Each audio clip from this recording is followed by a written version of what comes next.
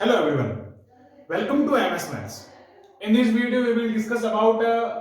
formula. हम यहाँ पे डेरिवेशन करेंगे जिसमें देखेंगे कि डाइलेक्ट्रिक स्फीयर इन यूनिफॉर्मली इलेक्ट्रिक फील्ड। जो यूनिफॉर्मली इलेक्ट्रिक फील्ड में अगर हम डाइलेक्ट्रिक स्फीयर को रख देते हैं, पराविद्युत गोले को रख देते हैं, तो उस टाइम पे उसमें जो आउटसाइड इलेक्ट्रिक फील्ड है और इनसाइड इलेक्ट्रिक फील्ड है उसमें क्या मतलब कह सकते हैं क्या डिफरेंस होता है, और डिफरेंस क्यों होता है उसका भी रीजन अब पढ़ेंगे यहाँ पे। जब किसी डाइलेक्ट्रिक स्फीयर को समान विद्युत क्षेत्र यानी uniformly electric field E not में रखा जाता है तो वह समान रूप से ध्रुवित हो जाता है, यानी वो यूनिफॉर्मली पोलराइज्ड हो जाता है, और जिसके फलस्वरूप गोले के अंदर यानी inside the sphere and outside the sphere जो ई नॉट का मान है वो अलग होता है। अलग क्यों होता है उसका कारण क्या हो जाएगा, क्योंकि वो एक समान रूप से ध्रुवित होता है। जो डाइलेक्ट्रिक स्फीयर है उसको अगर हम रखते हैं इलेक्ट्रिक फील्ड में जो कि यूनिफॉर्मली इलेक्ट्रिक फील्ड है, वहां पे ये पोलराइज्ड हो जाता है, और उस पोलराइज्ड डेंसिटी और उस पोलराइज्ड के कारण ये क्या होता है, यहाँ पे देखते हैं कि जो आउटसाइड वैल्यू है ई की और इनसाइड वैल्यू है ई की डिफरेंट मिलती है। अब कैसे डिफरेंट मिलती है उसको भी हम पढ़ेंगे कि क्या करते हैं, गोले के अंदर अगर विद्युत क्षेत्र को निकालना है तो उस टाइम पे क्या हो जाएगा कि हम कह सकते हैं कि जो आर है वो r से छोटा होगा, and this is the radius of sphere and this is a distance where we will find the electric field, जहां पे हमको इलेक्ट्रिक फील्ड फाइंड करना होगा। तो देखो, तो हम क्या करते हैं, इसके अंदर हम वैल्यू फाइंड करेंगे। अंदर वैल्यू किसकी इक्वल होगी, यानी जो ई इन होगा, हम बात करते हैं ई इन जो होगा ना वो ई आउट जो हमने इलेक्ट्रिक फील्ड रखा है वो भी होगा, लेकिन उसके साथ में जो इलेक्ट्रिक कह सकते हैं उसकी जो पोलराइजेशन से जो इलेक्ट्रिक फील्ड उत्पन्न हो रहा है, इलेक्ट्रिक फील्ड बन रहा है, वो भी तो साथ में ऐड होगा ना। तो ई इन जो है वो जिसके अंदर हमने रखा है इलेक्ट्रिक फील्ड के अंदर, उसका जो वैल्यू है वो तो उसके इक्वल होगी होगी, और साथ में एक और ऐड हो रहा है यहाँ पे इलेक्ट्रिक जो है उस पोलराइजेशन के कारण यहाँ पे रखते हैं यूनिफॉर्मली पोलराइज्ड होता है, और उस पोलराइजेशन के कारण जो इलेक्ट्रिक फील्ड बनता है वो भी यहाँ पे ऐड हो जाएगा। अब हम देखते हैं कि इसकी जो वैल्यू है, हमने जो प्रीवियस डेरिवेशन किया है हमारे वीडियो में जाके चेक कर सकते हैं, वहां पे हमने डाइलेक्ट्रिक स्फीयर नहीं लिया, ओनली नॉर्मल स्फीयर लिया है। उसमें क्या करते हैं कि रखते हैं उस टाइम हम इसकी वैल्यू फाइंड करते हैं, और यहां से इसकी वैल्यू हमको मिलती है -pd/3 माइनस पीडी जो पोलराइज्ड डेंसिटी है उसको यहाँ पे रखते हैं, तो ये हो जाएगा E in is equal to E not minus ये हो जाएगा PD/3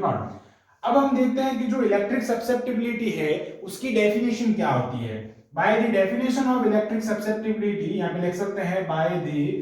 definition of electric susceptibility.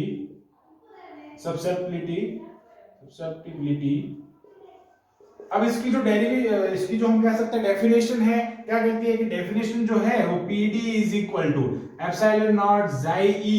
And ये होता है साथ में E। अब ये E जो होगा वो E इन होगा, क्योंकि हम E इन यहाँ पे फाइंड कर रहे हैं, ये जो पोलराइज्ड डेंसिटी है ये अंदर की तरफ बन रही है, यानी जो गोला है जो स्फीयर है वो अंदर ध्रुवित हो रहा है, तभी तो ये साथ में ऐड हो रहा है, इसलिए मैंने यहाँ पे E इन लिख दिया है। अब ये E इन लिखेंगे, इसकी वैल्यू यहाँ पे पुट करेंगे, लेकिन एक रिलेशन होता है, हम पढ़ते हैं कि रिलेशन बिटवीन, हम देखते हैं कि relation between D vector epsilon r and हम देखते हैं xi e के बीच में रिलेशन क्या होता है, तो ध्यान से देखना। एप्सिलॉन r जो डाइलेक्ट्रिक मीडियम की परमिटिविटी होती है वो होती है 1 + xi e। अब यहां से xi e की मैं वैल्यू फाइंड करता हूं, तो वो एप्सिलॉन r माइनस क्या हो जाएगा 1 इज इक्वल टू हो जाएगा xi e। तो मैं क्या कर सकता हूं, इस xi e की जगह पे मैं ये वैल्यू भी पुट कर सकता हूं। We can put the value of xi e in this equation. तो देखो हम यहां से देखो एक तो PD की वैल्यू पुट करेंगे और एक xi e की वैल्यू पुट करेंगे, दो काम हम एक साथ में करेंगे, तो उस टाइम हमारा ये जो इक्वेशन नंबर 1 है वो कैसा बनेगा। तो फ्रॉम इक्वेशन नंबर हम देखते हैं यहाँ पे 1, और वो हो जाएगा E in is equal to E not minus 3/ε0 हो जाएगा। उसके अलावा हम यहाँ पे PD की भी जो वैल्यू है उसको पुट कर रहे हैं, तो ये हो जाएगा ε0, और xi की वैल्यू पुट कर रहे हैं, ये हो जाएगा εr माइनस 1 इंटू ये हो जाएगा यहाँ पे E इन। ओके, अब ये यहाँ पे पड़ा E इन, इसको भी हम क्या कर देंगे यहाँ पे पुट कर देंगे। तो सबसे पहले काम क्या होगा, एप्सिलॉन से एप्सिलॉन को कट कर देंगे, तो ये हो जाएगा एप्सिलॉन से एप्सिलॉन को कट कर दिया। अब ये इसको मैं इधर लाऊंगा तो ये हो जाएगा E in plus epsilon r -1 into E in upon ये हो जाएगा 3 is equal to EO sorry E naught. और हमको E नॉट की तो वैल्यू फाइंड करनी है क्योंकि हमारा जो इलेक्ट्रिक फील्ड है वो क्या है, E नॉट है, और E नॉट की वैल्यू अंदर की ओर निकालनी है तो निकाल लेंगे। तो ये हो जाएगा हमारे पास में E इन को मैंने कॉमन ले लिया तो ये हो जाएगा 1 plus epsilon r minus 1 upon 3 is equal to E naught. तो यहां से मैं लिख दूंगा E naught is equal to E in हो जाएगा, और ये क्या हो जाएगा यहाँ पे 2 हो जाएगा। देखो ये 3 है, 3 plus epsilon r minus 1 upon ये हो जाएगा 3, तो E naught is equal to E in, और ये हो जाएगा हमारे पास में 2 प्लस एप्सिलॉन r अपॉन 3। अब हमको E इन फाइंड करना है, ये आगे हमारे पास में E आउट की सॉरी E नॉट की वैल्यू जिसमें हमने रखा था उसको, ओके यहाँ पे मल्टीप्लाई होगा। अब क्या करेंगे, हमको E इन की वैल्यू फाइंड करनी है तो ये हो जाएगा E in is equal to E naught into 3 upon 2 plus epsilon r, ये हो जाएगा इसका वैल्यू। क्या करेंगे, इसको इधर लाएंगे तो क्या हो जाएगा, ये मल्टीप्लिकेशन में तो डिवाइड में चला जाएगा, यानी उसका रेसिप्रोकल हो जाएगा। तो हम यहाँ पे क्या देखते हैं कि जो E इन है, E इन जो है वो हमारा जो इलेक्ट्रिक फील्ड है उससे ज्यादा है। E इन की जो वैल्यू है इलेक्ट्रिक फील्ड से 3/2 प्लस एप्सिलॉन r गुना ज्यादा है, यानी ये जो वैल्यू है इतनी क्या होगी, उससे ज्यादा होगी। तो मतलब क्या हो जाएगा कि E इन जो है वो E नॉट से क्या होगी, ज्यादा होगी, यानी बाहर जो हमने जो फील्ड रखा है वो जो पूरा फील्ड है यूनिफॉर्मली फील्ड, वो क्या होगा, इसका मान जो होगा उससे क्या होगा, सॉरी मैंने गलत लगा दिया है, ये ऐसे होगा, इसका मान जो होगा वो इससे कम होगा, यानी E in is greater than E not. अब बात करते हैं इसके डायग्राम की बात कर लेते हैं। चलो मैं यहाँ पे इसका डायग्राम बना देता हूँ। इसका डायग्राम कुछ इस टाइप से होगा। ये हमने यूनिफॉर्मली जो चार्ज्ड स्फीयर है उसको हमने यहाँ पे रखा है। अब जो सारी कह सकते हैं विद्युत बल रेखाएं हैं वो ऐसे जाएगी, लेकिन ये पोलराइज्ड है, तो पोलराइज्ड है तो जो इसमें से होकर जाएगी, ये जो भी इससे इसके पास से निकलेगी वो इससे होकर ऐसे निकलेगी बाहर, ठीक है, ये ऐसे चली जाएगी, मतलब ये अपनी और क्या करेगा, इनको आकर्षित करेगा, ये ऐसे निकलेगी, ये ऐसे निकलेगी, और अंदर ये यहाँ पे क्या हो जाएगा, PD हो जाएगा और E इन हो जाएगा अंदर की ओर। ओके, मतलब जो भी यहाँ से जो बल रेखा निकलेगी वो इसको क्या करेगी, इसका जो पथ है उसको क्या करेगी, डिस्ट्रॉय करेगी और अपनी ओर आकर्षित करते हुए इसमें से क्या निकालेगी, अंदर से निकाल लेगी। मतलब कुल मिलाकर जो बाहर का क्षेत्र है उसको कम करना की कोशिश कर रही है, उसको अपनी ओर आकर्षित करने की कोशिश कर रही है। चलो ये इधर बहुत छोटी सी चीज हो गई कि हमने अंदर की ओर फाइंड कर लिया, बस एक डायग्राम से हम थोड़ा सा समझ सकते हैं। Now we will talking about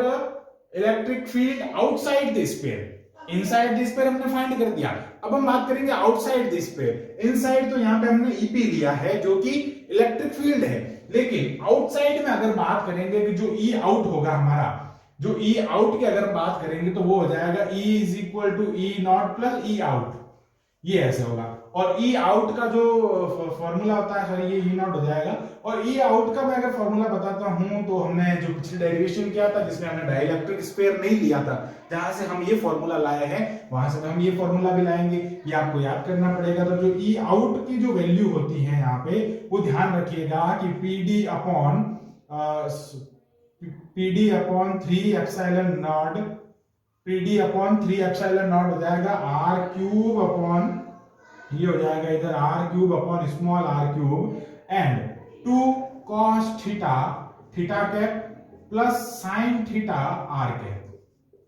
ये होता है इसका फॉर्मूला E आउट का। क्या हो जाएगा, PD R cube upon 3 epsilon naught small r cube, ये जो कैपिटल है ये रेडियस है स्फीयर की, और ये जो वो डिस्टेंस है जहां पे हमको उस पॉइंट पे हमको ये फाइंड करना है इलेक्ट्रिक फील्ड आउटसाइड में, तो ये हो जाएगा E vector is equal to E naught vector plus ये हो जाएगा PD R cube upon 3 epsilon naught small r cube 2 cos theta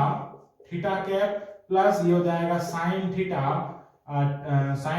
r cap, ये हो जाएगा इसका फॉर्मूला जो कि आउटसाइड में होगा। ठीक है, तो यहाँ पे बस ये चीज ध्यान रखनी है कि ये जो होगा वो इसके इक्वल होगा, और यहाँ पे E इन जो होगा वो जो इलेक्ट्रिक फील्ड हम दे रहे हैं उसके साथ में उसकी जो पोलराइजेशन जो हो रहा है, पोलराइजेशन से जो फील्ड निकल रहा है उसके कारण होगा। बस मेन चीज इसमें ये थी, हमको ये रिलेशन यूज करना था। ये रिलेशन का वीडियो मैंने पिछले हमारा जो इससे जस्ट प्रीवियस वीडियो है वो इसका ही वीडियो बनाया है मैंने, इसको इसी डेरिवेशन को थोड़ा ध्यान रखते हुए। So thanks for watching this video, keep watching MS maths. अगर आपने हमारे चैनल अभी तक सब्सक्राइब नहीं किया है, यहाँ पे आपको डेली BSc के लिए मैथ्स एंड फिजिक्स में टॉपिक्स की जो